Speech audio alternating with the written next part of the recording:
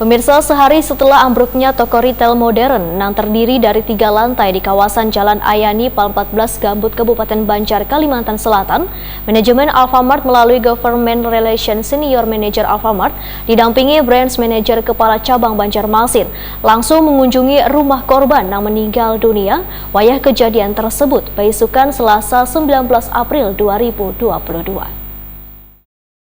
Sehari setelah ambruknya toko retail modern yang terdiri dari 3 lantai di kawasan Jalan Ayani, Pal 14, Gambut, Kabupaten Banjar, Kalimantan Selatan, manajemen Alfamart melalui Government Relations Senior Manager Alfamart Faturrahman didampingi Branch Manager Kepala Cabang Banjarmasin Supriyanto langsung mengunjungi rumah korban yang meninggal dunia wayah kejadian tersebut beisukan Selasa 19 April 2022. Manajemen Alfamart pun memberikan karangan bunga sebagai bentuk rasa duka wan keprihatinan bagi keluarga korban yang telah ditinggalkan.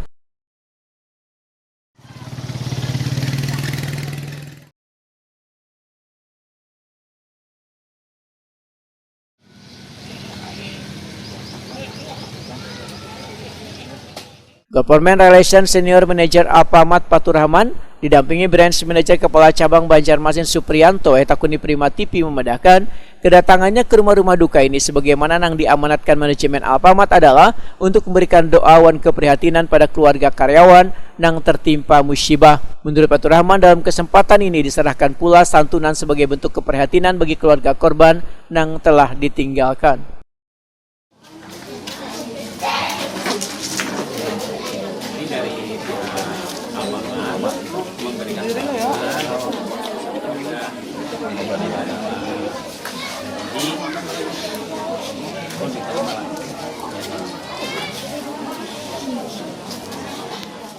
Sementara itu ada 3 keluarga korban yang dikunjungi, yaitu Ahmad Nayada 25 tahun di Jalan Menarap Baru, Handil Jambu, Kabupaten Banjar, Misnawati 25 tahun Jalan Ayani, Pal 15, Komplek Gotong Royong, Gambut, Kabupaten Banjar, Wan Akbar Yansa 25 tahun karyawan Alfamart yang beralamat di Jalan Ceraka Permai 2, Kabupaten Banjar, Kalimantan Selatan.